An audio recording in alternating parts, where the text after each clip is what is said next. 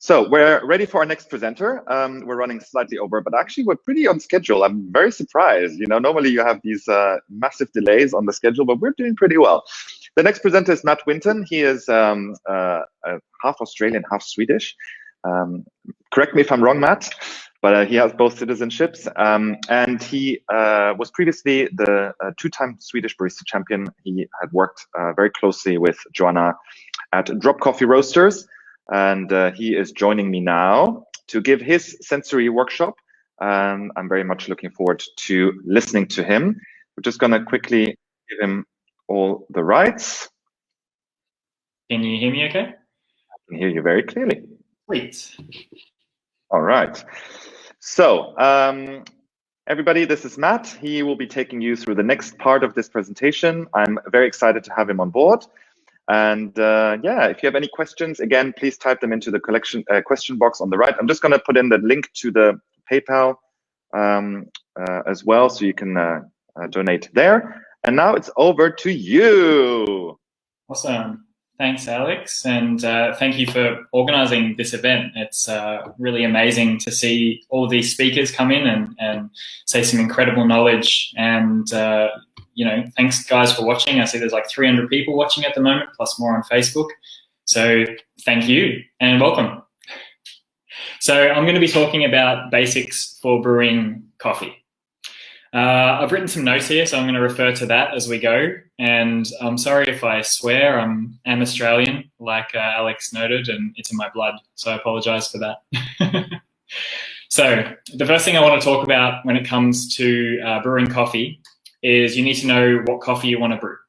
Now, this is something that that Taylor has just spoken about, different coffees and the roast and the approach to that. I think that that's super important.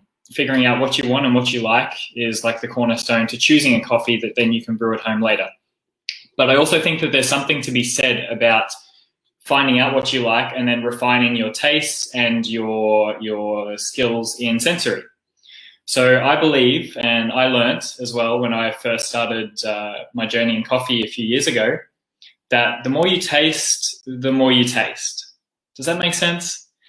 Basically, the more coffee you taste and the more you look at what's happening in your mouth and the flavors and the textures and all of this sort of stuff, the more you're going to appreciate what actually is happening. So for me, when I first started, coffee had like a coffee taste, or it was fruity, or it was chocolatey. They were very broad. But then as I went and I had a coffee and I had a sip, and it was like, okay, cool. Now I can taste, oh yeah, there's a fruity note and it's a bit like a berry note. And you know, this sort of gets narrowed down over time. It's not something that comes on your day one. But there was a lot of things that I did in terms of sensory skills to try and improve this. One thing that I did very early on was did like organic acid cuppings and lots of cuppings with triangulations. These are all sort of technical things, but I thought we could do something today that might be like more useful going forward. So I've asked if you guys could have a small glass of milk and juice, fruit juice ready. I don't know if you've done that or not. If you have, awesome. If not, that's also okay. The idea that we're going to do here is we're just going to set a reference in our mind and try and get us to look a little bit more what's happening on our tongue. It's a bit of like a awareness, a bit of mindfulness sort of thing where you can just look at what's happening and try and focus on this. And then this gets lodged into your memory.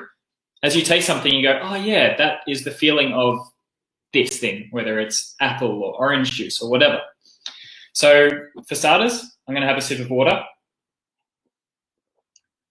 This water is just straight out of the tap from right here in Zurich. I've measured this water. It's around 180 ppm. Thanks for Ronnie for the talk.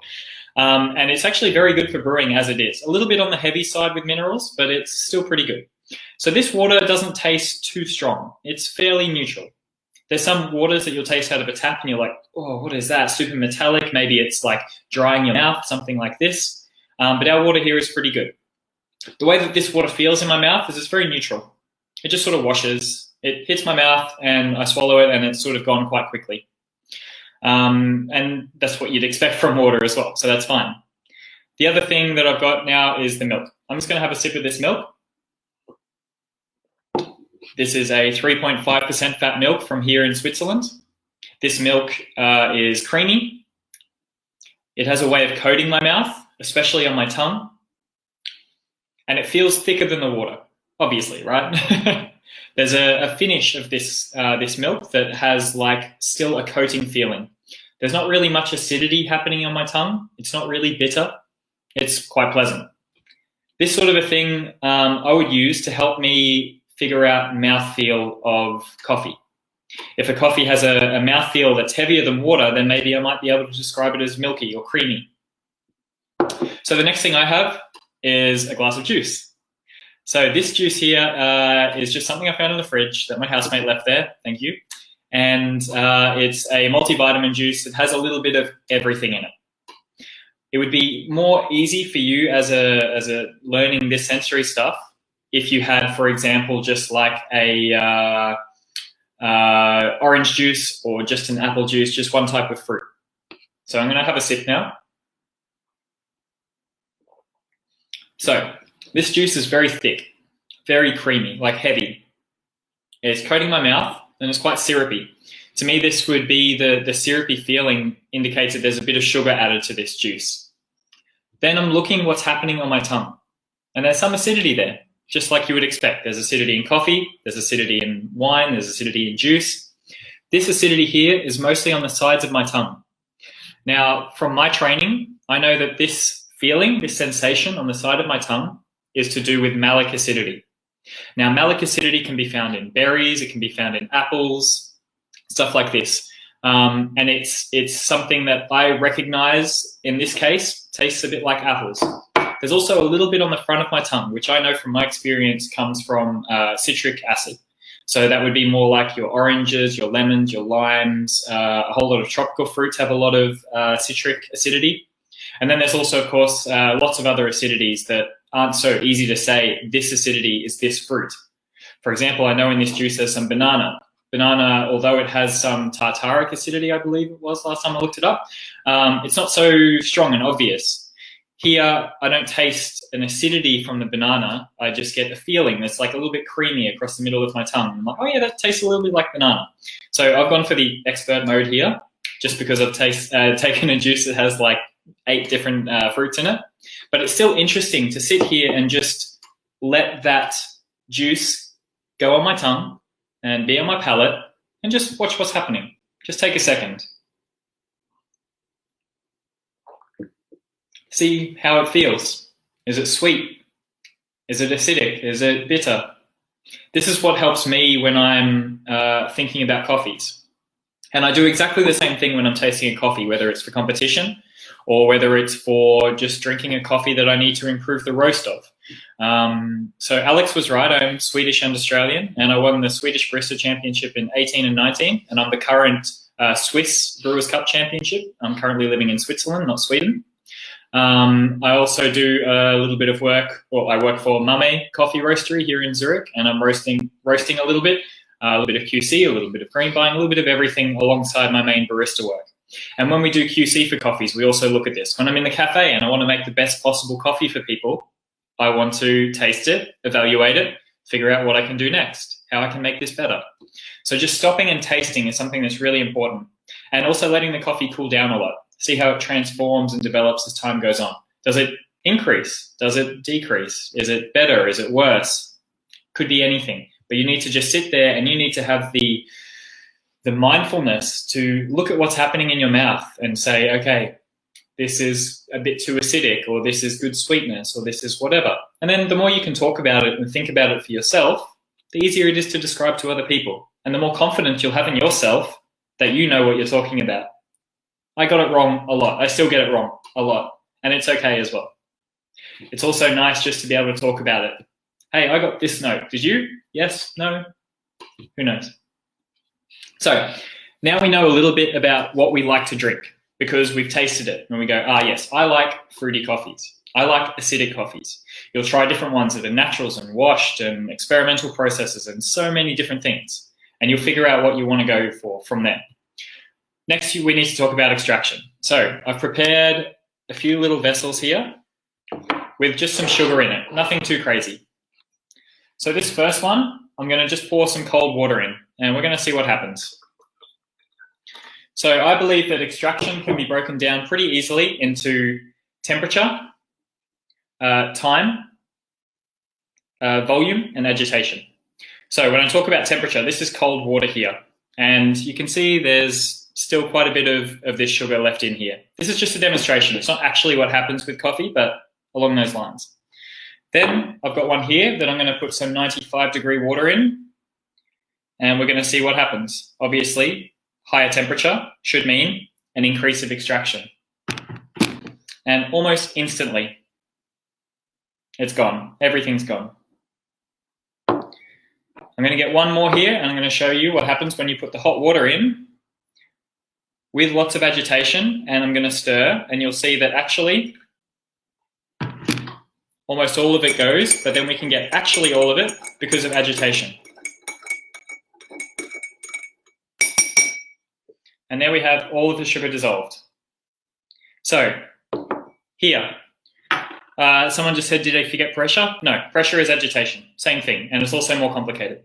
So here we've got a perfect example of some of the variables of brewing being temperature and then also time. Now a lot more of this has dissolved just because we've waited an extra minute. The last thing that I wanted to talk about with regards to extraction is the volume or strength. I know it's not 100% exact correct science, but this is like a visual demonstration. So you can also think of it in terms of strength. So if we have a lot more water, there's a lot more of the coffee that can be extracted into it. And this is where we use more water, and you can get not just a weaker coffee, but you can have a more extraction because you're using more water. This is something that I've found as I've been testing different brew recipes in Brewers Cup in particular. So with this basic, very, very basic thing in mind, if we do a higher temperature, we have more extraction. If we do longer time contact, we have more extraction. If we have agitation, we have more extraction. And if we use more water, we have more extraction, but a weaker brew. Just think very, very briefly like that. So now we have these factors in mind, we can start to more or less brew. So we have our coffee. And I want you to think about where you're getting the coffee from and how fresh it is. This is very basic stuff. You want to go for a roaster that you trust. Just like Taylor mentioned, she puts a lot of work into finding the coffees that have these, that are ethically sourced, and she puts a lot of effort into the QC and the roasting process to know that this is going to be a good quality coffee. So with our roasters, we trust them. We take a coffee from them. I like this fruity coffee. You've roasted this coffee for a filter coffee or an omni roast for me. I know that I like it. Happy days. Something that I also do is freeze coffee. This is a coffee that was frozen in December, and unfortunately that's December 2018. It's quite old now. I've had it in the freezer until 10 minutes ago, 15 minutes ago, whenever I started. And I found that this is an excellent way to keep coffees fresh if I'm not going to use them straight away. This one I actually forgot about and just found at the back of my freezer. It's a coffee from Axel Coffee Roasters in Australia. And I dare say that this wouldn't taste too bad now still. I simply use these back seal bags. I normally put a smaller amount, but this one I had to do for traveling. I've normally pre-dosed however much I want to use, 20 grams or so, and I just seal it, mark it, and freeze it. I've had coffees 3, 6 months, 1 year after being roasted that still taste incredible thanks to freezing. There's a lot of articles on the internet about this, about the best way to freeze coffee. And we can go through that a little bit later in the questions if you'd like. So we already had Joe talk about grinding. Personally, right now, I'm grinding with a Comandante hand grinder, and I love it. Grinding fresh, I still believe, is the best way to grind coffee and to use coffee at home. And personally, until I got this hand grinder, I had a cheap, shitty Hario hand grinder that was like 20 bucks that did the job. And personally, I still believe that this is good enough for home brewing. It's not something that you're going to splash out and spend a lot of money on, but it's something that's going to do the job to open up the coffee for you just enough to brew at home. There's so many other variables and effects at home brewing that the hand grinder or the grinder that you choose, although it's important, I believe you can, the more you want to spend, the better it's going to be. So it's up to you. If you want to spend a lot of money and get an excellent hand grinder, awesome. If you only want to spend a little bit and get the one that does the job, that's fine. It will do the job. It's not going to be perfect, but it's going to do the job. So then it's about your water as well. Thankfully, we had Ronnie on earlier who was speaking about different ppms in water, filtration, how to get the best water for brewing. Here in Zurich, we have pretty good tap water. If you run it through a Brita or a BBT filter, it does a good job. Where I used to live in Zermatt, up in the mountains, we had water that you could brew straight from the tap. There was no cafe in that town that had a filter between the tap and the espresso machine because it was just perfect water. It was quite incredible. It's up to you where you live and how you want to do it. Right now at home, I'm brewing with this stuff from Aquacode. Now, Aquacode have this coffee brewing water, which I really, really love. The taste profile of this is quite amazing. Comes with a little dilution chart so you can figure out how much water, distilled water, you need to dilute per 1 pack. And these minerals are perfect for brewing. I love it. It gives me a great taste for my coffee at home and also for competition. So this is something for very, very good to very basic, any way you want. People use these for competitions or you can use it for home like I do. I do both. Something like this is excellent. I need to speak to Ronnie about this exact one to get his opinion on it, if it has too much or too little of anything. But for me, it tastes great. So after this, we're going to talk about our brewing equipment. There's a lot of different ways that you can brew coffee, right? You could do a French press, you could do espresso, you could do V60, you could do AeroPress. I'm going to leave AeroPress for Wendelin. She's going to be talking later. I'm sure she's going to share some awesome tips. But just right now at home, I've got a V60 I'm brewing on. This one's a gravity brewer, a bit like how Taylor said she likes this gravity where paper filter goes in, comes out the bottom. I shouldn't have to explain to you guys how this works. I've also got a Bonavita dripper with a little switch that I can turn the flow on and off, like you can see there. I really like brewing with this. I recently did a brew guide for Quarantine Coffee Club, and you can check that one out with my recipe and everything. But I love it because it's so simple. I literally put the filter in, preheat it, have the valve, whoop, you can see there, closed, open and closed. Once my coffee goes in, I use 20 grams to 300 mils of water, put it all in, put the lid on, wait 4 minutes, open the valve, give it a little swirl just to get the coffee around the edges, and then let it drip through. After 1 minute of dripping through, I close the valve, take it off, and my coffee is ready to go. These sorts of immersion brew methods, I think, are really, really great if you don't want to go full into it. Coffee is pretty daunting, and doing all of this at home can be overwhelming. I know what I'm doing, so I'm comfortable to play with all the variables, if I'm stirring, if I'm not stirring, all of these things. But if you don't, I think something like an immersion brewer is fantastic to start. So when we talk about these two, just very quickly, with our extraction, we have time that's controlled either by a valve or when we add the water, or in the case of a V60, how long it's going to take us might be 2 to 3 minutes, for example, for a brew. The grind setting is going to affect how long that happens and how much extraction takes place, whether it's better or worse tasting after being too long or too short. And also when you add the water, obviously. If you add it all at the start, then it's going to be very quick. If you break it up into multiple pours, it will be a bit longer. So that's a good way to judge if your brew is tasting over-extracted or under-extracted. These are things that you're going to have to figure out yourself, and it's a bit beyond the scope of what I can talk about today. But basically, the time it takes is an easy way, it's an easy fix.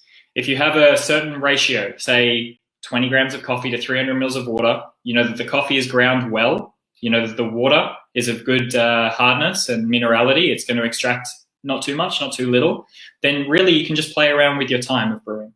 And again, like I said, that's either you adjusting the comandante, the clicks, how many turns you're going, how fine or how coarse.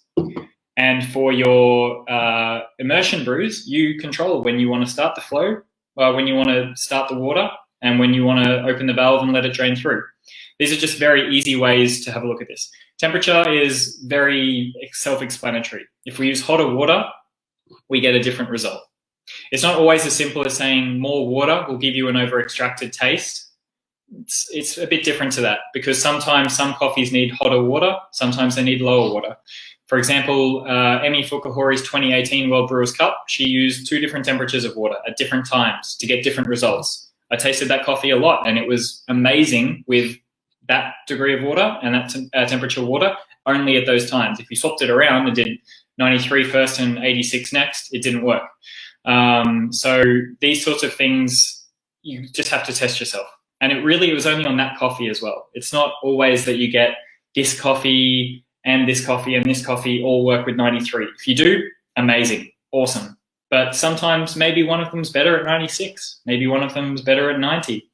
I'm sure Wendelin will talk about, maybe she talks about AeroPress concentrate, where we grind very coarse and we use lower temperature water to achieve a different type of extraction. Temperature has a big range, and that's up to you to play with and to taste and figure out yourself. So agitation is one of the last things that I wanted to talk about, and that comes either through stirring or from pouring the kettle. When you pour that water, it has an effect on the coffee, right? It's not just instantly appearing everywhere in the coffee. If you hit down a wall, it kicks up, and you can see it sometimes. Depending on where you pour, the water will come up and you'll see it on the surface of the brew as you're pouring in like either an immersion or a drip, or even with AeroPress. And that is agitation in and of itself. This is something I discovered while training for the Brewers Cup this year. How I poured the water and where and how much it kicked up. And if it was just a small gentle pour, if it was like a big fast pour, this all had an effect on the agitation. Even more so with spinning and stirring, it's the same thing. It'll have an effect on the coffee. I'm not going to say this is good and this is bad. I'm going to say it has an effect. I really don't believe that there is any one right or wrong answer. I think it's up to the coffee, the water, the brewer, and then the brewer themselves, how they're going to brew to get the taste out of it. I'm never going to say, yes, you have to agitate. No, you can't agitate. The water has to be 93. The ratio has to be this. It just doesn't work that way. In my experience, there's so many variables, and this is one of the things I love about coffee. There's so many variables, and how you can control them is what comes out in the cup. So all of that being said, there's still some guidelines that I go for. I have a go-to recipe. And like I said, there's a video on Quarantine Coffee Club of me brewing with this, and I've got the recipe there. I can put that in the what's it called? Messages, and you can have a link to that. But basically, starting with a 20 to 300, that's around a 1 to 15 ratio, something like that. I'm not very good with maths. For 4 minutes, 93 degrees, making sure that the device is preheated for a minute or so, and then opening the valve for 1 minute, closing it after a minute, everything should have dripped through, or almost everything, and enjoying it. That sort of a recipe is just so easy to follow, and from there I can test different results. That is with no agitation, only a small spin at the end to make sure the coffee comes down from the side. So I know that agitation doesn't have too big of an effect. It's only when I'm pouring. I'm not stirring at all. There's temperature you can change immediately. You can choose to brew at 95, 96, boiling, 80, whatever you want. The time, you change it. Then you can see really what affects what. And if there's one thing I could pass on, it's that message of it's not like there is one golden way to do anything. And there's 1,000,001 different brew guides on the internet that show this so well, because every single person is almost contradicting the last. So I believe that when you can have an idea of what effect each variable has, you can make a better brew yourself, and you can make the decision. I'm going to go hotter temperature with this. You're going to make mistakes. I make many, many mistakes, a lot of them, trust me. And when I taste these, I'm like, oh, okay, 95 didn't work for this coffee. Let's try 91. Oh, look at that. It was better. Fantastic. This is just the basics of brewing for me. And it's exactly the same thing that I carry on to competition as well. When I'm choosing a recipe for competition, like I've got this book here with 1,001 different things that I've recipes that I've tasted, different times, different amounts, different waters. There's so many that I needed to test for myself, so I knew.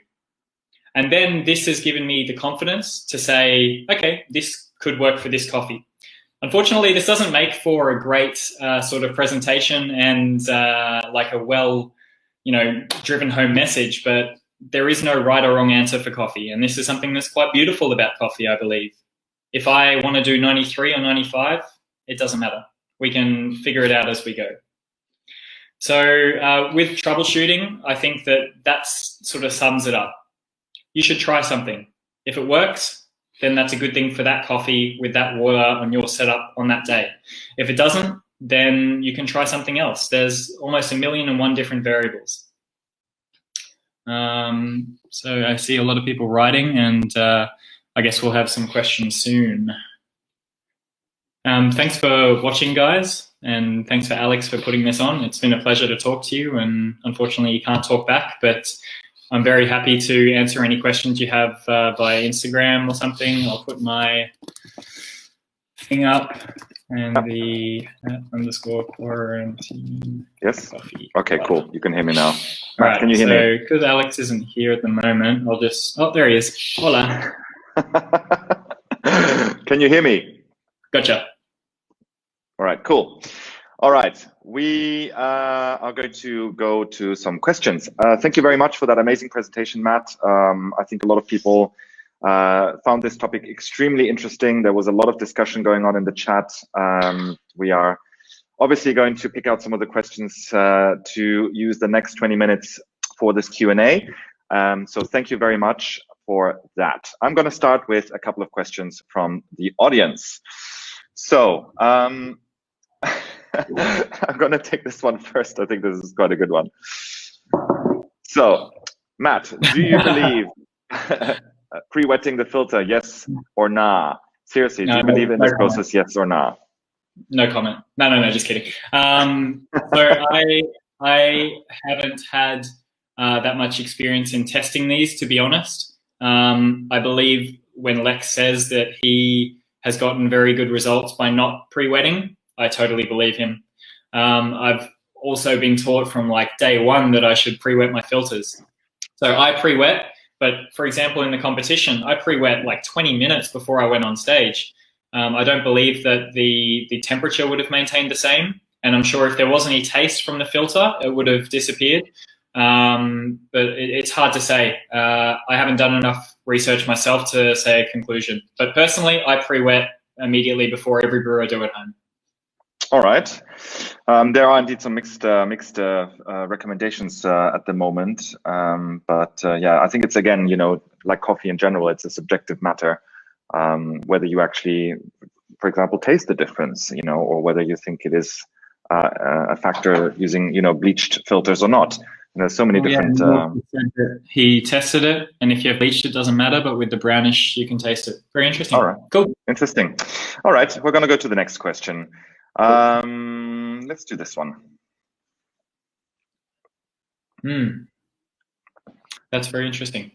So how would I make decisions on the factors if I only have one attempt, for example, just 20 grams of a sample roast? I think if that was the case for me, I'd go to one of my go-to recipes.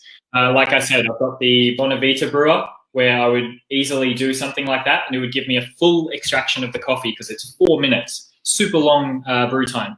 But the grind setting, which I actually forgot to mention, is super coarse for this one. I forgot about that. This is very, very coarse. As coarse as you can go on an EK, or like 33 clicks I'm using on my Comandante.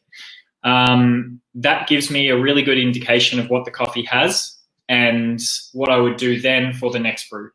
Otherwise, if I want a little bit more liveliness from the coffee, I could easily just do a V60 with the same recipe and 2 pours, agitation. That's like also another one of my go-to recipes. I think either of those would be fine. I'm sure that you guys have your own go-to recipes that you do at home. You get a new coffee and you go, cool, I'm going to do this. Whatever it is, it should be something that you're comfortable with and that you have a good understanding of what factor does what in this brew. And by being repeatable as well, by being able to do this recipe many times, you have the ability to be consistent, and therefore the changes that you make have real changes. You're not just changing something and maybe it was that, or maybe, you're 5 grams over or under. Like, when you're consistent, you make a change and that is the effect of the change, not because you're a bit sloppy in your brewing technique or something like that. I've got a question for you. So the interesting one, so interestingly, Taylor was just saying just before you, you know, that on her packaging, she chooses to have the flavor notes on the front of the box instead of talking about the origin, which is what most roasters do. And the other day I had a Q&A with Willem Davis, who chooses not to put any flavor notes on packaging at all. So I know from when we put together this program for today's event, we actually based that on some questions that people sent to us in a Coffee Vine survey, where I asked people what were their biggest challenges. And one of the biggest challenges was that people couldn't recreate. Oh yeah, I got some nice hair going there. Indeed, that's for the second half of this part, this presentation. So the problem is, I think that a lot of people are struggling to recreate the flavor notes that roasters communicate on the packaging. And obviously there are so many factors that will influence what you get in the cup. Can you maybe give maybe a basic guidance as to how you can maybe try at least to get as close as possible to that description? So unfortunately, I think you hit the nail on the head. When we at MAME, we roast. We have our roaster, we have our grinders, we have our water, we have our espresso machines, we have our brew methods. Although we do cup as well, I believe that cupping is also dependent on water, grind setting, and the temperature. It all has an effect on how the taste is going to be. If all of a sudden the coffee that I've roasted and QC'd and I've said tastes like blueberries and caramel comes across the world to someone else that has a different grinder, different water composition, and does things with a different temperature, just to say a few, all of a sudden you might not have the same taste. The idea that we put packaging, coffee taste descriptors on a packaging is that we believe that these descriptors should be found well enough in the coffee.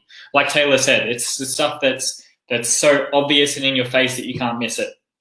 I don't want to go talking about a hint of jasmine in like a natural Ethiopian. It's like, yeah, it was sort of there, but like, what about the strawberries and the chocolatey sort of taste? You know, it should be a bit more obvious than that, I believe, in my personal opinion. The way that we do flavor descriptors at MAME, we have a flavor wheel where we've written, I think there's 9 or 12 different segments, and there's chocolatey, nutty, dark fruits, red fruits, tropical fruits, stuff like this that's more vague or in bigger segments, bigger chunks. And from there, we can recommend someone to a coffee. So do you like your coffee more chocolatey, fruity, or floral is a question that we often asked. If they say chocolatey, we know what they want. It's something more like natural Brazilian, typical sort of taste. If they want something fruity, we go, oh, that's super cool. I'm glad you want something fruity. I've got a coffee that's a bit more tropical fruit, tastes a bit like pineapple. I've got a coffee that's a bit more black fruit, tastes like blackberries or blackcurrants. Or I've got a stone fruits coffee that's a bit like peach. Which would you like? So there we can communicate a bit better. But this is in a setting where we can control everything as well. We still put some flavor descriptors on our packaging, and it's an idea of what we get. We try and be as sort of neutral as possible. When we cup, there's normally 3 of us. We have one from Australia, myself, Mathieu, who's French, and Emmy, who's Japanese. Often with us 3, we have different flavors that we find. And when I say grape, it's different to Emmy's grape, which is different to Mathieu's grape. And then we start talking about it. And we're like, all right, cool. Let's start talking about grapes. And we talk about that for half an hour. But like, we come to a conclusion where we go, so this is what you mean when you say grape in this coffee. And we hope that what we find is enough to get the right sort of flavors that we think are in the coffee out there. There's not much else we can do to make sure that someone gets those flavors, but we hope that they do. We hope that when we have a coffee in the citrus fruit category, it's citrus fruit enough that everyone will find it. Okay.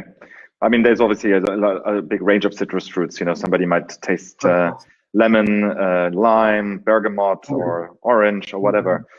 All right, very interesting. I'm going to talk. I'm going to take a question here that's about freezing coffee. I think that's you know, you talked about it yourself, and this is something that I think is quite interesting to a lot of people.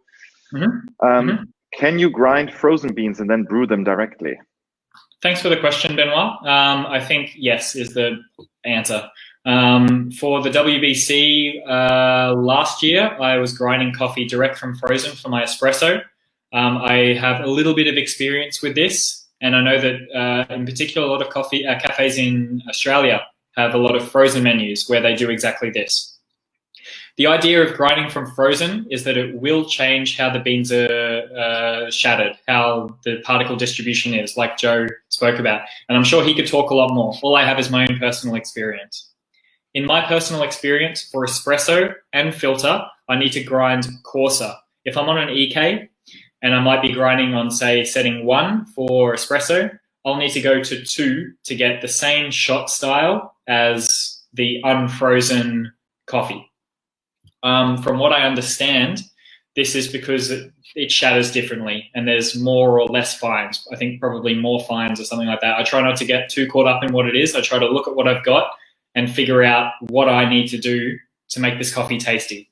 So if I have a 20-second shot at grind setting 1 with room temperature beans, when I switch to frozen, I grind to 2 and I have a 20-second shot of frozen beans. But 100% you can do it. I haven't noticed any negatives whatsoever. I've only noticed positives when it comes to taste. Maybe that's because it's a bit lower in temperature and it changes the temperature of the espresso extraction a little bit, but I haven't noticed any negatives. Some people have said things about it attracting moisture. I can't say a negative thing that I've either tasted or experienced in terms of effect on the machines, on the grinder. So I think it's all okay. All right, great. I've got another question here, which I think is also quite relevant. It's about leveling grounds. Oh, that's interesting. What is your opinion on that? Yeah, thanks for the question, Melody. I haven't had much experience in this. Personally, I tap to get some sort of leveling. Maybe I'm a bit bad at aiming and I grab my V60 and I put all the grinds and they're all sitting like over here or something and huff around the filter. Then I'll just tap it back to the middle. When I'm doing most of my pours, I'm actually pouring dead center as much as possible. The reason for this is that I know that I can touch more of the coffee down in the bed, whereas if I'm on the side, it might not hit everything. The experience in my taste has been that we get a better, more sweet, more body coffee, more body in the coffee from doing this way. I'm not saying that you have to pour in the center. I'm not saying that you have to tap. I'm saying in my experience, when I pour in the center and when everything is more or less distributed, I get a good result. You've written about the fines dropping to the bottom. The only times that I've had problems with like filters clogging is actually a question that I still have open. In a lot of lighter roasts, particularly Ethiopians, even naturals, but more so washed, I found that at some point they just clog up and stop. And I don't know what's going on there. And it's frustrating for me because I have to adjust the way that I grind and the way that I pour. For example, we had a geisha village, even though it was a natural, it was still quite a dense bean. And every time I did a brew, it would be like a 3.5 minute brew because the filter paper would just clog up. I'm guessing there's more fines in it. I'm not sure. Grinding coarser didn't help because I ground coarser and then the main particles were just too big and it didn't extract properly. So I actually needed to grind finer. It was a big headache. But so far, I haven't seen anything that says that that's going to be that big of a factor to tap or not tap and have the fines at the bottom or not at the bottom. I can't say. Okay. I've got another question here, which I think is also quite interesting because when we talk about flavor profiles, there is a lot of flavor profiles or tasting notes or tastes in general that appear on coffee bags that I often, I would not immediately think of at all. Sometimes people put something like butterscotch or roasted rhubarb or, things like this. And I think this question in particular is quite interesting because, if you're not exposed to certain flavors, if you're not exposed to a certain type of sweet or a certain type of fruit, because it's not available in your country, how would you then be able to relate to that? Thanks, Shahab, for that question. It's really good. And unfortunately, I don't have a good answer. There's nothing that I would suggest as a way of training a tasting palate in particular. My personal approach has been to try and taste as much as I can. This is maybe more of a personal thing where I'm curious about taste in general. I'm like, oh, cool, I'll eat that thing. I just went and picked a whole bunch of Ramson because it's growing in the forest by my house yesterday, and I'm going to eat some of that later on. So, I just want to taste things. With coffee in particular, at the start, I had no idea what I was tasting. I was listening to people talk about blueberry and apple and cherry, and I'm just like, oh, yeah, yep, no, cherry. I get that. Sure. I didn't really know what was going on. I just went with what people who sounded like they knew what they were talking about were saying. I can't really say that there's a better way or a worse way. I know that there are a lot of tools out there to help you do this. For example, you can, in a Q-grader course, they will do triangulations. I've done organic acid cuppings.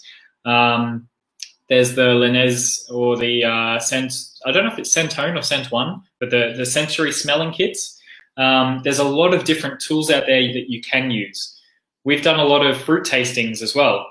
The fruits that are like you juice them or you do something to get a liquid form and then you dilute it with water.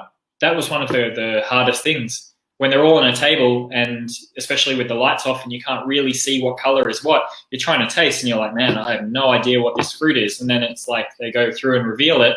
And then it's like, oh yeah, that was apple. And you're like, oh, of course it was apple. Wait, was it red apple or green apple or peach? Or like, these are things that are very good at training our sensory.